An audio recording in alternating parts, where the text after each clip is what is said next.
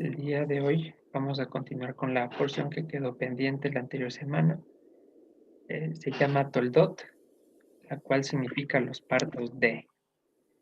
Esta está ubicada en los capítulos 25, desde el versículo 19 hasta el capítulo 28, versículo 9, ahí está uno de más. Es la sexta porción del libro de Génesis. Hoy es el 5 de diciembre del 2020 y corresponde en el calendario hebreo al día 19 del mes de Kislev de 5781. Versículo de la semana está en Corintios, en la segunda carta a los Corintios, dice el apóstol Pablo, porque la tristeza que según Dios produce arrepentimiento para salvación, de que no hay que arrepentirse, pero la tristeza del mundo produce muerte. Y bien, esta semana me encontré con una imagen muy importante. El autor lo tienen ahí en pantalla y comparte la siguiente frase. Dice, la frase no importa cuánto leas la Biblia, sino cuánto lo apliques, es una media verdad. Sí importa cuánto leas porque no puedes adorar a quien no conoces ni aplicar lo que no aprendes. Una media verdad no es una verdad y el enemigo disfruta que vivamos de medias verdades. ¿Ok? Es necesario mantener un nivel entre las dos cosas, entre lo que aplico y en lo que estudio. Ni concentrarme solamente en el estudio, ni concentrarme solamente en la aplicación, porque como estamos leyendo, ¿qué vamos a aplicar si no sabemos qué está escrito? Un pequeño mensaje que me pareció muy interesante compartir. ¿Qué vimos hace 2 semanas? Recordémoslo rápidamente. Veíamos el actuar de Abraham respecto a la tumba de Sara, como los gentiles en aquel entonces, los propietarios de la tierra, le ofrecían regalar, le ofrecían las cosas fáciles. Sin embargo, Abraham, consciente del peligro espiritual que ellos representaban, no se dejó llevar por las emociones, por las necesidades que eran evidentes y eh, se enfocó a largo plazo en términos espirituales, porque si bien la palabra nos dice que vivamos día a día, que no estemos afanados por el que ha de venir, eso en términos materiales, en términos de la vida cotidiana, en términos espirituales, nuestra meta o nuestros ojos tienen que estar apuntando hacia la entrada a la Jerusalén celestial. Por ejemplo, los, eh, nuestros padres que salieron de Egipto, a ellos les pareció más importante salir que llegar. Y producto de eso, muchos quedaron en el desierto. Entonces, prever a largo plazo mis decisiones en el ámbito espiritual. Ver con quién me estoy juntando, en qué va a desembocar lo que estoy haciendo, si esto me va a edificar, me va a destruir, etcétera, etcétera. Aclarábamos también un punto importante sobre la inclinación a los ángeles e inclinación entre comillas, veíamos la implicación de esa palabra, eh, poníamos ejemplos de que Jesús no es un ángel, ni ha estado Dios antes en la tierra en forma de humano, sino que se humilló una sola vez, como narra la carta a los filipenses. Él es Dios y cualquier comentario que se desvíe de esa verdad o que pretenda disminuirle, aunque sea un poquito, ya se va perdiendo el enfoque y va perdiendo el mensaje esencial de la Biblia. ¿Sí? Continuamos viendo los principios que hallamos en el matrimonio de Isaac y allí vemos cómo Abraham también prevé a largo plazo en el tema espiritual. ¿Con qué objetivo busca pareja para Isaac? ¿O cuáles son los lineamientos por los cuales se rige? Que él tenga una familia santa, una familia distinguida, una familia que mantenga el modelo de padre, madre y por supuesto un hijo. Situación que poco a poco hoy en día se va haciendo más extraña, ¿no? Entonces veíamos eso, avanzábamos también y vimos algunas cosas importantes sobre la descendencia de Abraham, Y en Isaías, tanto como en Apocalipsis, veíamos que unos reyes llevarían los tesoros a la Jerusalén celestial. Y entre esos reyes estaban nada más y nada menos que la descendencia de Abraham con la esposa que fue después de Sara, después de su muerte. ¿Ok? Entonces, eso estuvimos viendo en la porción anterior. ¿En qué nos vamos a centrar hoy? Básicamente, los capítulos hablan la historia de Jacob y Esaú. Eh, Cómo nacieron, el suceso importante que aconteció en medio de y las consecuencias que trajo. Todo eso englobó vamos a ponerlo en un punto principal, en un eje que es el desechar la primogenitura. Entonces vamos a iniciar, vamos a abrir la Biblia en Génesis 15, versículo 19.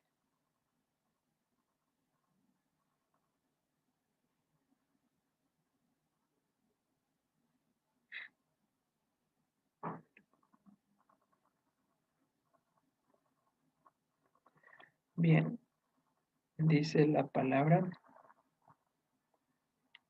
estos son los descendientes de Isaac, hijo de Abraham. Abraham engendró a Isaac. Y bueno, allí en la palabra descendientes, que es Toldot, como se llama la porción de hoy, eh, específicamente esta palabra, Toldot, viene de una palabra que significa parir o dar a luz. Entonces, por esa razón, he puesto los partos de, ¿ok? Entonces, y por supuesto que descendientes también engloba la idea, pero pues siempre entender un poquito más de dónde eh, se van traduciendo las palabras para tener un mejor contexto. Entonces, de allí sale el nombre de esta porción. Estos son los partos de Isaac, hijo de Abraham. Abraham engendró a Isaac, y era Isaac de 40 años cuando tomó por mujer a Rebeca, hija de Betuel, arameo de Padán Aram, hermana de Labán, el arameo. Labán, el arameo, es el que en futuros capítulos se establece como el suegro de Jacob, si ustedes se recuerdan.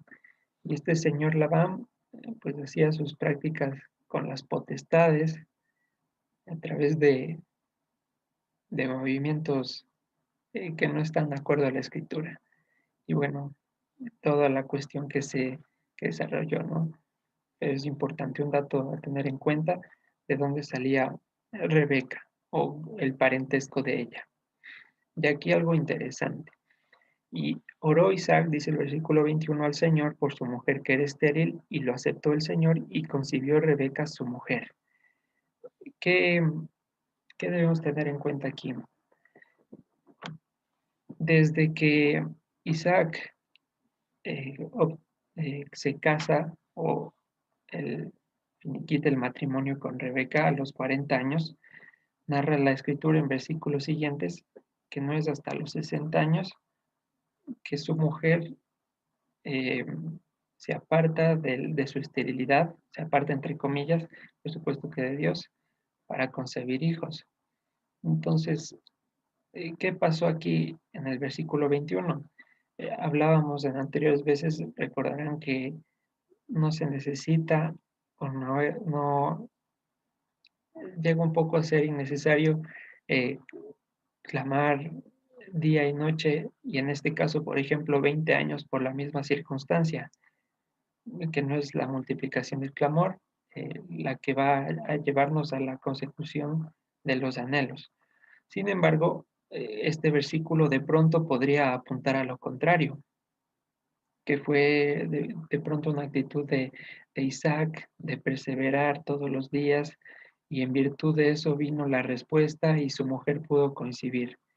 Bueno, primero que nada, antes de analizar un poquito más, el texto no narra en qué punto de esos 20 años oró al Señor, ni tampoco cuántas veces lo hizo, ¿ok? Y por consiguiente, no podemos decir que pasó perseverando en ese periodo de 20 años. Sin embargo, esa circunstancia sí se mantuvo fija y seguramente fue una cuestión que les preocupaba a ambos. Ok, eso para empezar. El versículo 21 en las palabras donde dice, y oró Isaac, y posteriormente aceptó el Señor, sale la misma palabra. Arriba traducen como orar y abajo traducen como aceptó. Entonces, esta palabra no es de las comunes usadas para referirse a la oración, ¿ya? Sino que tiene un sentido un poco más amplio, digámoslo así, o fuera de lo común. A lo largo de la escritura se traduce en muchas circunstancias como fue favorable, fue propicio, y me ha parecido más correcto y que nos puede ayudar a entender mejor cómo les comunico el versículo en pantalla. Dice, y fue propicio Isaac al Señor por su mujer que era estéril, y los favoreció el Señor y concibió Rebeca su mujer. Pero ¿por qué fue propicio Isaac al Señor? ¿Qué hizo de interesante? Por supuesto que él no podía haber hecho ningún mérito ni ningún comportamiento aceptable o algo que le haya hecho de alguna manera ganarse ese favor. Lo que le hizo propicio al Señor fue que sobre él reposaba la promesa de que su simiente iba a ser como las estrellas del cielo. Entonces, en virtud de esa promesa, el Señor, pues en determinado momento, decide que es suficiente con esa circunstancia. ¿Qué extraemos de este versículo? Tiene en pantalla que habrá respuestas a nuestra vida, en nuestras circunstancias que se demoren 10, 20, 40 años. Pero ese hecho de que aparentemente se demoren, entre comillas, como tienen ahí, no quiere decir que dejen de llegar en el momento adecuado. Y de pronto nosotros podemos caer en, Señor, como no me diste hace 10 años cuando te pedí, ahora ya no quiero, ahora ya no me sirve, ya no hay propósito en que lo obtenga. No, en el momento que lleguemos, que llegue esa respuesta, será porque la necesitamos. Aquí la actitud de Isaac no fue decir, es que ya estoy viejo, que yo quería criar a mis hijos cuando era joven, quería enseñarles cuando tenía fortaleza todavía, etcétera, etcétera. Nada más, llegó 20 años después, gracias, y se acabó la situación, ¿ok? Porque nuestro Señor Jesús nos dijo en Mateo 6, versículo 8, que nuestro Padre ya sabe de todas las cosas que tenemos necesidad. ¿Por qué son necesarios los 10, los 20, los 40 años? Pues tenemos que ser tierra fértil donde la semilla caiga y florezca, no se entumezca entre las piedras, no se queme con el sol, como narra aquella parábola, ¿ok? Entonces, la situación a tener en cuenta para que de pronto no nos confundamos de nuevo. Avanzamos al versículo 22. Dice, y los hijos luchaban o revoloteaban o se movían incesantemente dentro de ella, y dijo, si es así, ¿para qué vivo yo? Eh, por ejemplo, aquí la versión Dios habla hoy sugiere esta traducción. Dice, si es así, ¿para qué seguir viviendo o por qué me sucede esto a mí? Dice que se puede traducir de esas maneras la versión Dios habla hoy. Y aquí sí vemos pues la circunstancia de pequeña, pero a la final queja de Rebeca. 20 años donde no pudo tener hijos, tiene hijos, eventualmente habrá sido doloroso que se estén allí peleando en el vientre, habrá sido incómodo, y su respuesta es, si esto era así, ¿yo para qué sigo viviendo? ¿O por qué de todos los embarazos me tiene que pasar justo a mí? Primer embarazo y justo a mí lo más difícil. Bueno, a veces caemos en eso, ¿no? Estamos pidiendo a Dios, nos entrega lo que queremos y no era lo que esperábamos porque salió difícil, porque teníamos expectativas falsas, porque nuestra realidad era el puro arco iris y nos empezamos a quejar. ¿Ok? Situación a tener en cuenta. Versículo, seguimos 22. Y los hijos revoloteaban dentro de ella y dijo, si es así, ¿para qué vivo yo? Y fue a investigar o a consultar al Señor. Y le respondió el Señor: dos naciones hay en tu seno, y dos pueblos serán divididos desde tus entrañas. El un pueblo será más fuerte que el otro pueblo, y el mayor servirá al menor. ¿Ok? Cuando se cumplieron sus días para dar a luz, he aquí había gemelos en su vientre. Y salió el primero, rubio, y era todo velludo como una pelliza, y llamaron su nombre Esaú. Después salió su hermano, trabada su mano al calcañar de Esaú, y fue llamado su nombre Jacob. Y era Isaac de edad de 60 años cuando ella dio a luz. ¿Ok? Entonces, ojo con esta frase que es como que la que más hace énfasis, igual en la carta a los romanos se la vuelve a repetir: el mayor servirá al menor. Narra un suceso importante que es del cual se deriva el nombre de Jacob, que él nace agarrado o tomando el talón de Saúl. En virtud de esa situación viene su nombre, como tienen ahí en pantalla, Jacob. Esto se traduce principalmente como el que toma el talón. Cabe la posibilidad de que signifique también el talón de Dios. ¿Qué quiere decir el talón de Dios? El talón es el medio por el cual se deja una huella. Y si lo vemos desde el punto de vista espiritual más ampliado, Jacob se tomó el nombre de Israel y a través de él se establecieron las 12 tribus, por supuesto por el favor de Dios, con lo que se estableció la huella de Dios en la tierra. Cabe esa segunda traducción, ¿ok? Pero principalmente Jacob, el que toma talón. Y hay allí una anotación importante. El verbo suplantar, que es la segunda acepción de acuerdo al diccionario, aunque tiene la misma raíz, akaf, y como ven ahí, akov, pareciera que es lo mismo, eh, el contexto por el cual están poniendo el nombre no tiene nada que ver con esa suplantación. ¿Ok? Entonces, en virtud de la verdad, no es muy acertado decir que Jacob significa suplantar, porque, repito, el nombre fue puesto el momento en que vieron que nació agarrado del talón de Saúl, nada más. No pensaron en que ese momento estaba suplantando alguna situación. ¿Listo? Entonces, avanzamos. Versículo 27. Y crecieron los niños y Esaú fue diestro en la casa, hombre del campo, pero Jacob era varón quieto y habitaba en tiendas. Listo, entonces le he ilustrado así de la siguiente manera para que quede muy didáctico y nos podamos grabar lo que estaba pasando. Teníamos en el lado izquierdo a Esaú, un hombre apto, competente en cuestiones de supervivencia, de llevar el sustento, toda una maravilla, súper capaz. Y por el otro lado contrasta con Jacob, un hombre quieto que habitaba en tiendas. Entonces yo pensaba, hasta que Dios me permitió ver esta situación, que de pronto daba la idea de que Jacob era una persona eh, hasta cierto punto cohibida, muy pausada, que no hacía nada, que no respiraba, que no hacía bulla, por poco eh, que se dedicaba a labores suaves. Esa era mi idea. ¿Ok? Y que pues Esaú representaba todo lo contrario, al menos así lo contrapone el texto. Sin embargo, una curiosidad importante.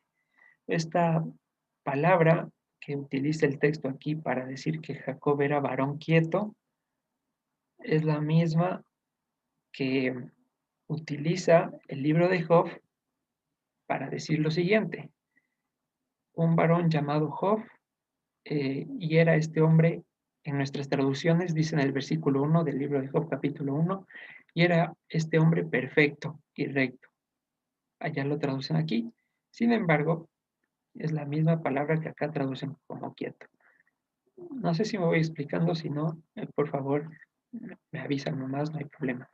Lo que quiero decir es que allá en Job traducen la palabra como perfecto y acá En Génesis lo ponen como quieto. ¿Y qué significa estar quieto? En el contexto de Job, porque allí lo explica, que era un hombre temeroso de Dios y apartado del mal. Este hombre quieto y recto, es decir, temeroso de Dios y apartado del mal. ¿Ok? Entonces, ya, lo que se está aquí demostrando no está solo hablando de competencia, sino del proceder espiritual que tenían ambos hermanos. ¿Cómo estaba la raíz del pensamiento del lado de Saúl? Por un lado, él ponía en sus aptitudes, en lo que él era, su esperanza para la supervivencia. Eso era lo que él creía. Si yo no me ocupo de las cosas, entonces, ¿quién? Si existe Dios, sí está muy bonito toda la palabra, pero si yo no me esfuerzo, si yo no pongo de mi parte, ¿cómo salgo adelante? ¿Ok? Y por otro lado, Jacob estaba consciente de que a él nada más le atañe o le corresponde o vive para buscar el reino de Dios y su justicia, no las añadiduras, como dice el Salmo 42. ¿Por qué voy a angustiarme? ¿Por qué te abates? Es hueso mío dentro de mí. Espera en Dios, que aún he de alabarle. Dios mío y roca mía. Entonces, pues, los hermanos debatían entre ese pensamiento, de acuerdo a cómo nos indica la traducción de Job, esa palabra. ¿Ok? No está hablando solo de aptitudes, sino de, en un campo espiritual, cómo procedían ambos. En uno por obras, ganándose la vida, porque pues pensaba que de él dependía eso. Y Jacob, por otro lado, por supuesto que trabajando responsablemente, sin embargo, enfocándose principalmente no en hacer tesoros aquí en la tierra, sino en el cielo. ¿Listo? ¿Todo claro? Bien, avanzamos. Versículo 28. Llamó Isaac a Esaú porque comía de su casa, mas Rebeca amaba a Jacob. Y aquí es algo importante también, muchas cosas importantes, por supuesto. En la primera parte del versículo se traduce amó como una acción completa, como algo que ya estaba muy definido para ese entonces y que ya no cambió. Isaac amó a Esaú. Sin embargo, este hecho de amar a Esaú le da una razón, o bien en virtud de algo, y eso es porque comía de la casa de él, o sea, de los animales que él traía. Y a continuación, eh, Rebeca estaba amando a Jacob o amaba a Jacob. ¿Por qué? Pues no había razón, solamente lo estaba amando. ¿Qué nos indica esto? Que el amor, mientras no se puede explicar, sigue como amor. Pero si le hallamos al amor eh, explicaciones en el sentido de que yo te amo porque eres esto, que me das esto, o porque en ti encuentro esto, eh, de pronto puede ser un amor con fingimiento que viene en virtud de cuánto me das y el amor no es recibir, sino es más bien cuánto podemos dar, sin esperar retribución, nada más que dar, sin razón. ¿Sí? Y es lo que nos dice la carta a los romanos, que el amor sea sin fingimiento. Entonces vemos aquí que claramente ya se estaba desarrollando un juicio nubloso de parte de Isaac que venía en virtud de cuánto le proveía Esaú. Entonces, aquí algo muy importante y como tienen en pantalla, las determinaciones divinas, los juicios divinos, el camino o la voluntad de Dios puede verse empañada cuando las visualizo por medio de mis intereses o por medio de un soborno, en este caso. ¿Ok? Isaac, a pesar de no haber sido el primer hijo nacido y después siendo el primogénito, le estaba entregando la primogenitura a Esaú en virtud de su lógica, de sus intereses. Y Sale a la luz, sale a flote el patrón que ya se venía llevando desde antes. Interpretar las palabras de Dios, nuevamente repito, conforme a mis intereses. Por ejemplo, Adán y Eva, no comas del árbol del bien y el mal. Que hizo Eva? Un shampoo de las palabras y terminó entendiendo como que Dios le había dicho que vaya y coma del árbol del bien y el mal. Listo. ¿Qué pasó con Abraham y Sara? Vas a tener un hijo. Se pusieron a interpretar la palabra. Eh, sí, sí es verdad, Dios dijo que vamos a tener un hijo, pero yo ya estoy viejo, tú ya estás vieja. Seguramente entendimos mal, fue un error de buena fe. De pronto Dios me dijo que sí tengo un hijo contigo, pero a través de la esclava, y a eso se estaba refiriendo. Fin, error. Interpretar las palabras. Aquí tenemos a Isaac y Rebeca. Sí, Dios dijo que el mayor servirá al menor, pero pues el menor como que no sabe hacer nada y el mayor está fuerte, está apto para llevar una carga tan pesada. Seguramente Dios se equivocó, entendimos mal. Otro caso, Moisés con la peña, cuando le dijo que le hable a la roca. Y Moisés dijo, no, es que antes le golpeé con la vara, seguramente hoy tengo que hacer lo mismo, me equivoqué, escuché mal, la sed, el calor del desierto, pues bueno, tengo otro golpe. Y así pasa en nuestra vida. El problema aquí es de interpretar la palabra de Dios hasta calzarle en la lógica humana, lo que pretenden hacer muchos científicos, ¿no? Buscar la ecuación perfecta. Y a veces no estamos muy lejos de eso, porque pedimos a Dios que nos hable y el problema no es que no nos habla claramente, es decir, que nos diga las cosas con punto y coma. A veces he escuchado, también he tenido esa duda, ¿no? De qué hago, cómo sé si lo que Dios me dice es correcto. Ese no es tanto el problema. El problema es que Dios habla tan claro que resulta increíble y por ende empieza la duda. Abraham y Sara. Dios les dijo, vas a tener un hijo. Claro, no había dónde verle más. Sin embargo, a esa edad viene esa incredulidad porque la tendencia del ser humano es pensar que Dios no puede cambiar la naturaleza para que acontezcan milagros. Es a lo que estamos expuestos. Entonces, ¿cuál es el verdadero problema de cuando Dios nos habla? Que escuchamos su voz con tanta claridad, es decir, sus instrucciones, y como nos parecen de cuentos de hadas, empezamos a dudar y empezamos a cambiarle partecitas de modo que sean con pensamiento humano, ¿ok? Y allí viene el problema. Y es lo que pasa desde un principio, lo que pasó desde un principio, y en lo cual nosotros podemos estar cayendo a veces ya involuntariamente, ¿ok? Entonces, respecto a la promesa, el mayor servirá al menor. De acuerdo con Isaac, esto no encajaba y se puso a razonarle y a darle vueltas y a pesar en una balanza. A ver, ¿qué tengo con Jacob? Eh, pues sí, le sirve a Dios, todo lindo, todo temeroso, pero pasa en la tienda. En cambio, Esaú veo que me puede ofrecer mucho más y que en el momento adecuado él será el encargado de llevar la, la carga de la promesa. ¿Ok? Entonces, ¿qué sucedió aquí?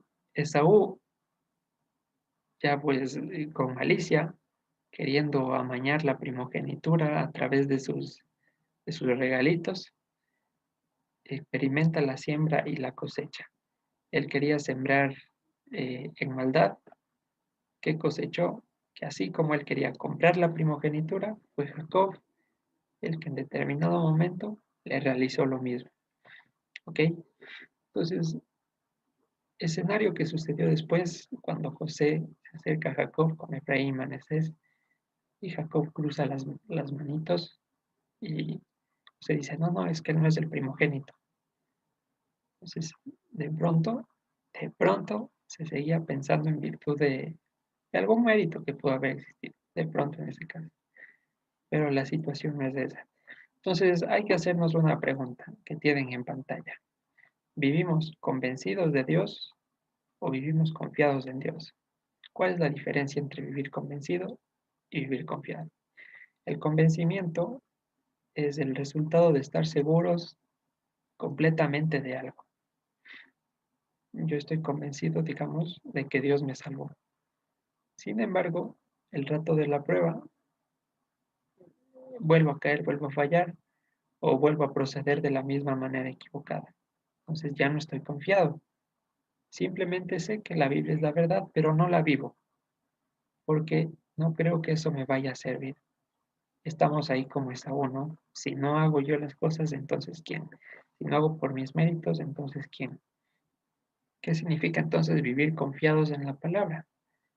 Precisamente eso, eh, responder como Dios me indica al momento de la prueba. Saber que si hago lo que Él me ha dicho, así resulta en perjuicio para mí, como dice el Salmo, será lo que me lleve a la vida eterna, sin buscarle la lógica, sin ver cuánto pierdo, cuánto gano, cuánto me beneficia, cuánto me perjudica, simplemente actuar dentro de la palabra. Una diferencia sutil entre vivir convencido y entre vivir confiado. ¿Ok? Entonces, Isaac, ¿cómo estaba viviendo en este momento? ¿O cómo estaba analizando el panorama? Convencido de que alguien debía llevar una promesa.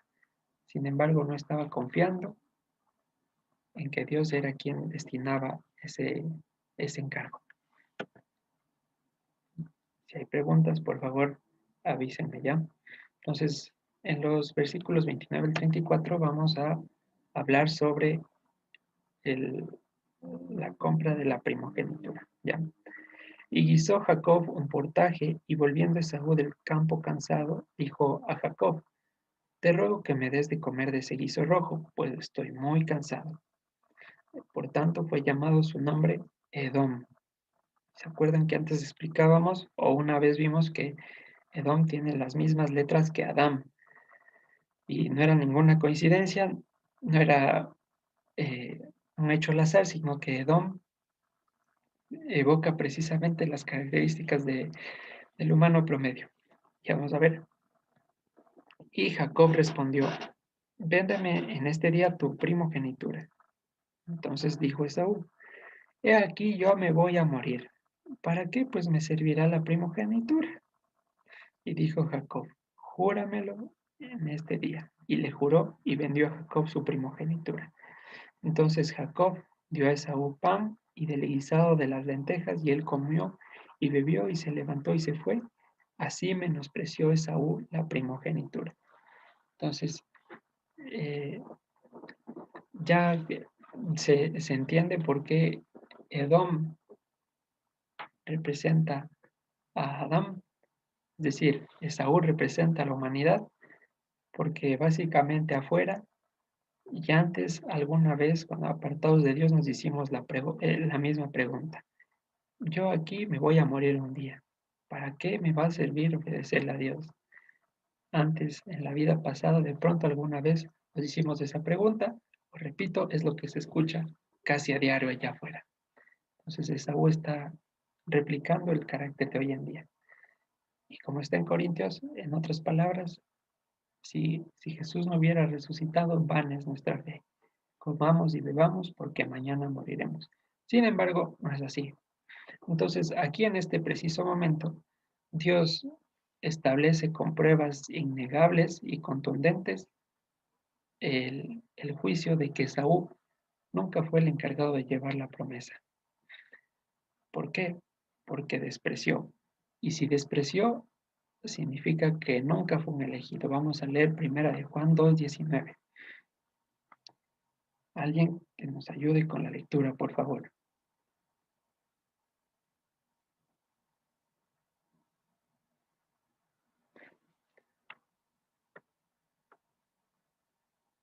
Primera de Juan, capítulo 2, versículo 19. Amén, Carlitos. Gracias, Lucy. Ya. Lucy. Dice, salieron de nosotros, pero no eran de nosotros, porque si hubiesen sido de nosotros, habrían permanecido con nosotros, pero salieron para que se manifestase que no todos son de nosotros. Listo, Luz. Ahí está bien, muchas gracias. Mm, Entonces, ¿qué está diciendo? A pesar de que Esaú también salió de Isaac, patriarca, no era de nosotros entiéndase eh, el Israel el celestial, sino que salió de nosotros para que se manifestase quién era realmente. ¿Y quién era este señor Esaú? Una persona que amaba más los deleites del mundo que a Dios. ¿Y quiénes les rige a aquellas personas? El príncipe de este mundo, es decir, Satanás.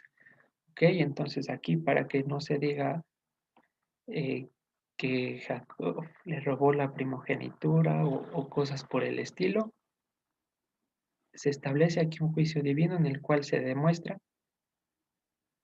el verdadero sentir de Saúl y qué es lo que había en su corazón. Él quería la bendición y no la primogenitura.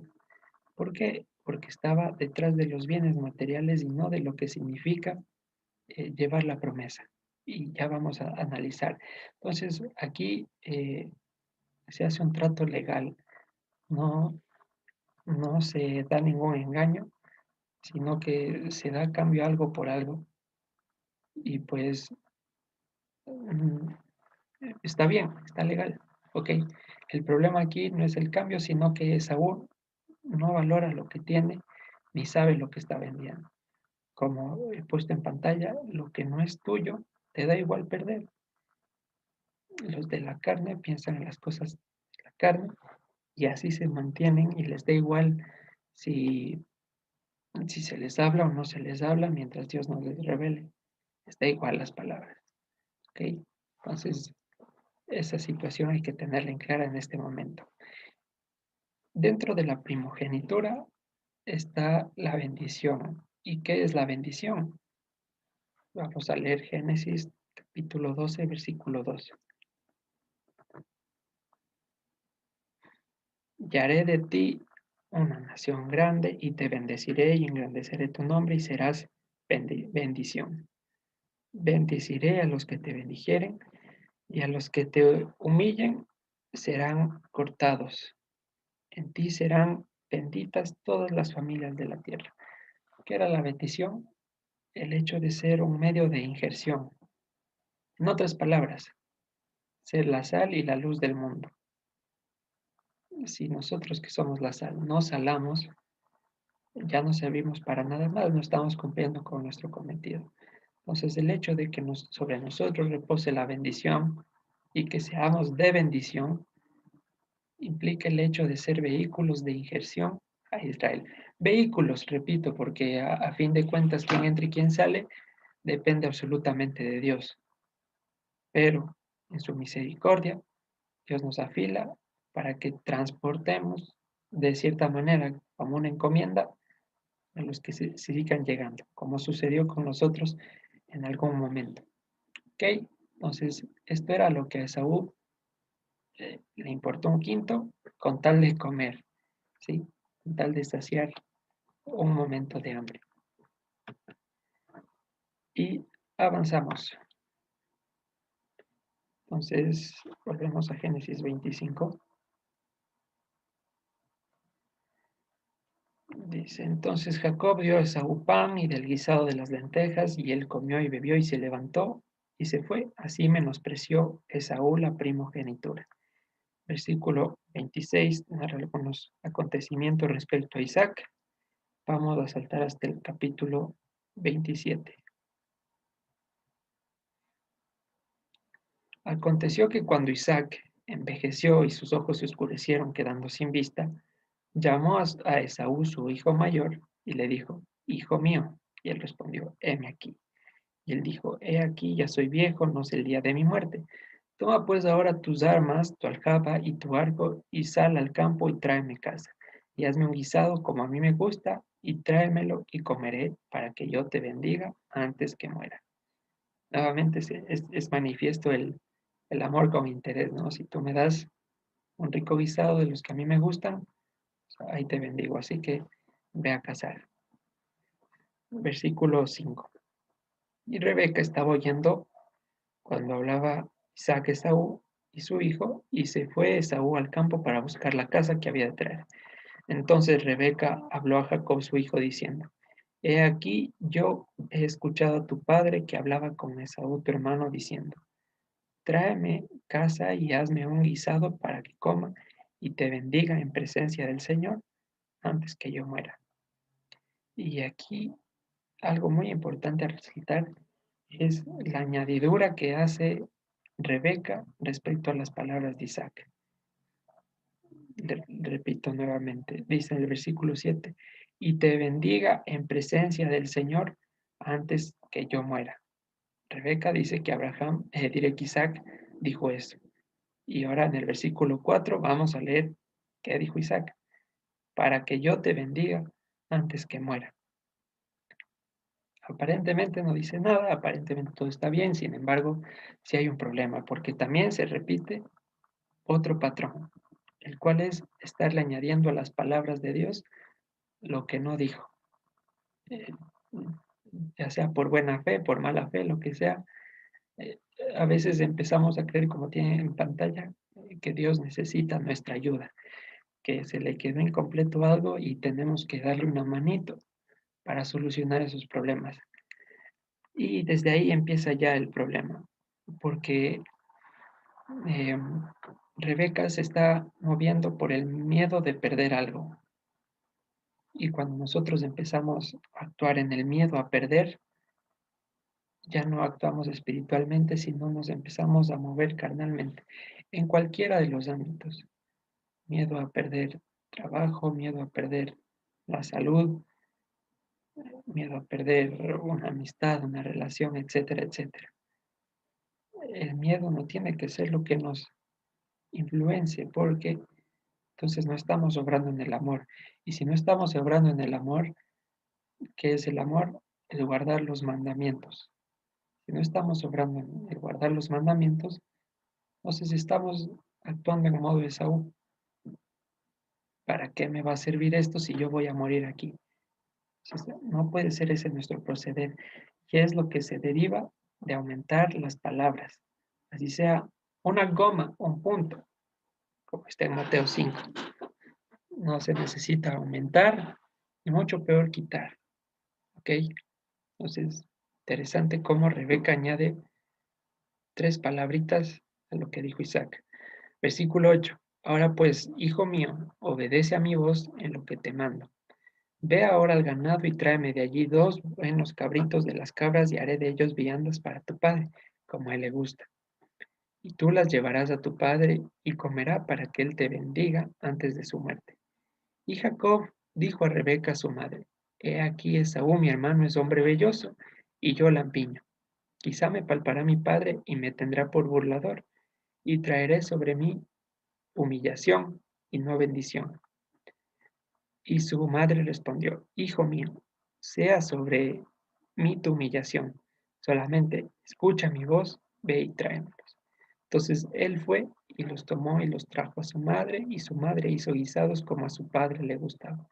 Y tomó Rebeca los vestidos de Saúl, su hijo mayor, los preciosos que ella tenía en casa, y vistió a Jacob, su hijo menor. Cubrió sus manos y la parte de su cuello donde no tenía vello, con las pieles de los cabritos, y entregó los guisados en el pan que había preparado en manos de Jacob, su hijo. Entonces, ¿qué estamos viendo aquí? Que Jacob, a pesar de ser un hombre quieto, de lo que ya vimos que significaba ser quieto, a pesar de tener esas características, era muy moldeable y le faltaba fortaleza de carácter. A pesar de estar convencido de lo que Dios le había dicho, él no habitaba confiado, ¿ok? Y es por esa situación que se deja moldear y termina haciendo las cosas eh, de una manera no decente y en mucho desorden. ¿Qué era lo que tenía que responder Jacob? Que ya se estableció un acuerdo con Esaú, que ya estuvo hablado, que ya hicieron un trato legalmente, que él nada más tiene que acercarse a él, acordar o recordar esos términos y fin. Sin embargo, Jacob tiene un cortocircuito, se le cruzan los cables y se deja llevar también por el miedo a perder. Escucha esas palabras aumentadas, que es básicamente lo que Satanás hace aumentar ahí algunas palabritas, con que Dios te dijo no comas de todo árbol del huerto y se olvida. Y a veces también nos pasa a nosotros, estamos en mitad del miedo y nos olvidamos de lo que Dios nos dijo o preferimos no escuchar. Entonces, Jacob, en vez de actuar con fortaleza de carácter, en vez de pararse firme, se deja influenciar de su madre. No solo de su madre, sino de algunas circunstancias que suceden después. ¿Y qué es la fortaleza de carácter? O tener el carácter. Eso es el hecho de poner mis decisiones por encima de mis emociones. Saber cuándo decir no, cuándo decir sí, por más de que quiera que mi respuesta sea lo contrario. ¿Ok? Entonces vamos a leer 2 de Pedro capítulo 1, versículos 5 al 7.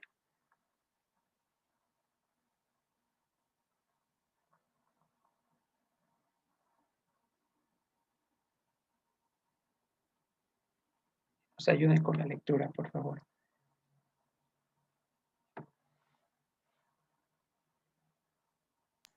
Amén, Carlitos. Gracias, Silvita. Shalom. Shabbat shalom. Bueno, dice así la palabra, a quienes Dios protege con su poder por la fe, hasta que llegue la salvación que se dará a conocer en los últimos tiempos. Silvita, Esto es lo que... 2 de Pedro 1, del 5 al 7, por favor. Esa misma es, segunda de Pedro, Segunda, porque dice primera. Bueno, lo siento. ya, segunda de Pedro, Capítulo 1 1. del 5 al 7. Sí, por favor. Ya.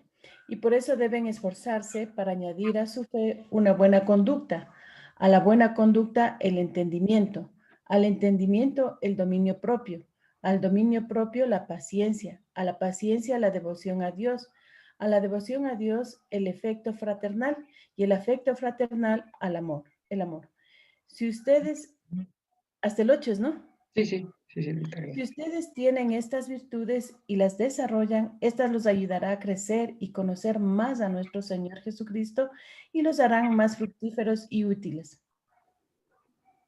Amén. Muchas gracias, Silvita. Entonces, ¿qué le estaba faltando aquí a Jacob? Dominio propio, para no dejarse motivar por el miedo. Basta que Carlitos, perdón que le interrumpa. visita.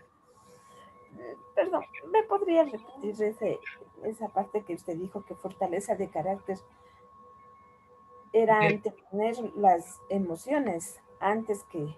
No, priorizar las decisiones que vaya a tomar antes que mis emociones. Anteponer los principios bíblicos a mis emociones. Ya, muy amable, gracias. Listo, visita.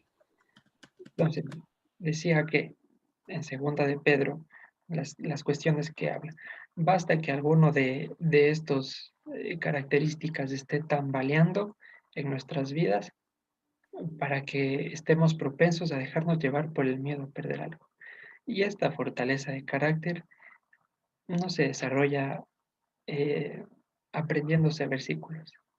Esto se gana en el campo de batalla, sufriendo y sudando la gotísima gorda, porque se presentan las oportunidades que queremos. Y decir que sí o que no a lo que siempre hemos querido es una situación que tiene que formarse muy bien dentro de todos los creyentes. Entonces, esas son las horas prácticas de la Biblia, ya no las teóricas, son las horas prácticas donde exhibimos lo que Dios nos da manifestado. ¿Ok? Entonces, la cuestión aquí es no negociar mis principios bíblicos, mis, por supuesto, de Dios, repito, por el miedo a perder algo. ¿Ok?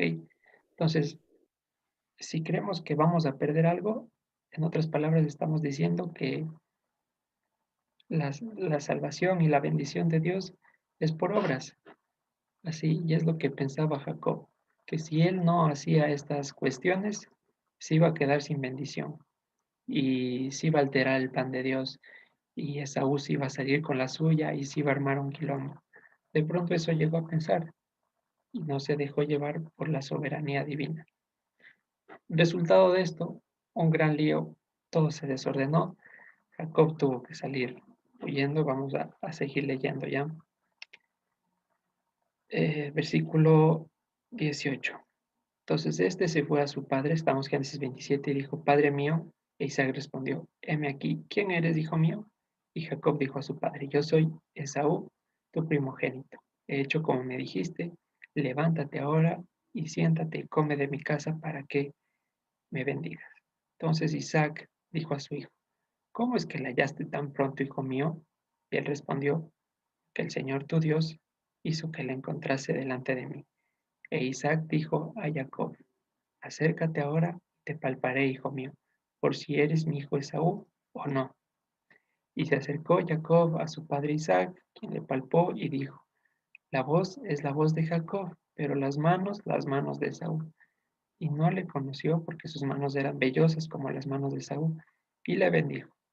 Y dijo, ¿eres tú mi hijo Esaú? Y Jacob respondió, yo soy. El fin no justifica los medios. Siempre ha de prevalecer el orden y la decencia en nuestras vidas. ¿Sí? Ahora, entonces, ¿cómo es que se le permitió a Jacob esto?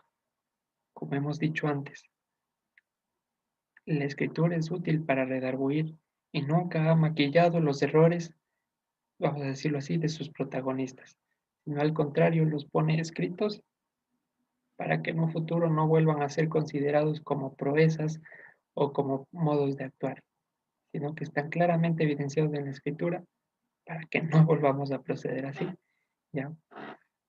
Versículo 25 dijo también, acércamela y comeré de la casa de mi hijo para que yo te bendiga. Y Jacob se la acercó e Isaac comió, le trajo también el vino y bebió. Y le dijo Isaac su padre, acércate ahora y bésame, hijo mío. Jacob se acercó y le besó y olía Isaac el olor de sus vestidos y le bendijo diciendo, mira el olor de mi hijo como el olor del campo que el Señor ha bendecido. Dios pues te dé del rocío del cielo y de las grosuras de la tierra y abundancia de trigo y de mosto. Sírvante pueblos y naciones se inclinen a ti, sé Señor de tus hermanos, y se inclinen ante ti los hijos de tu madre. Desconectados o cortados eh, los que te,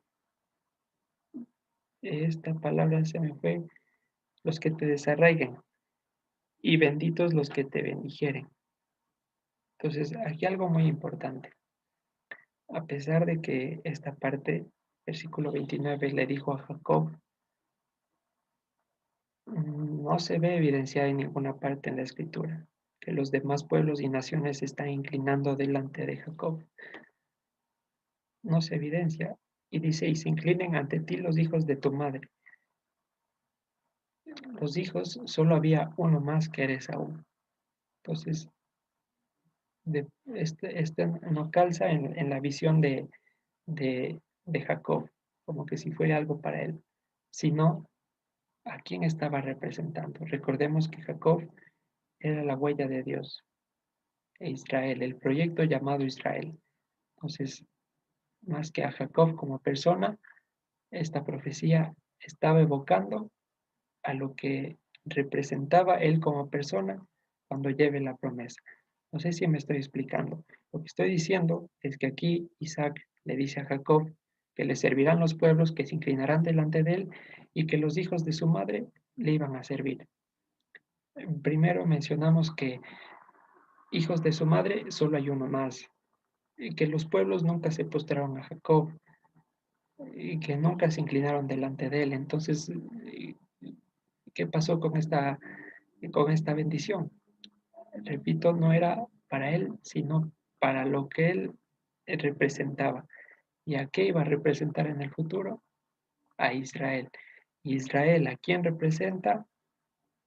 La habitación de Dios, la presencia de Dios aquí en la tierra, la huella de que Dios existe, la parte visible de Dios aquí en la tierra somos nosotros, porque en él nosotros habita su presencia y nosotros damos testimonio de él. ¿Okay? Entonces, eso es importante tener en cuenta. Y como siempre, instarles a que continúen con la lectura del capítulo en casa para que no se queden cortos en cuanto a la lectura y puedan tener el contexto completo. Con esto terminamos el análisis de hoy y vamos a pausar la transmisión en Facebook. Muchas gracias a todos los hermanos que se conectaron. Sigan con nosotros, pero más que con nosotros, con Dios, a través de las distintas reuniones que hacemos en el día, a las 10, al cierre del Shabbat en la iglesia, Dios mediante, a las 11 la repetición del estudio con Chris, si es que se diere. Y muchas gracias. Shabbat Shalom.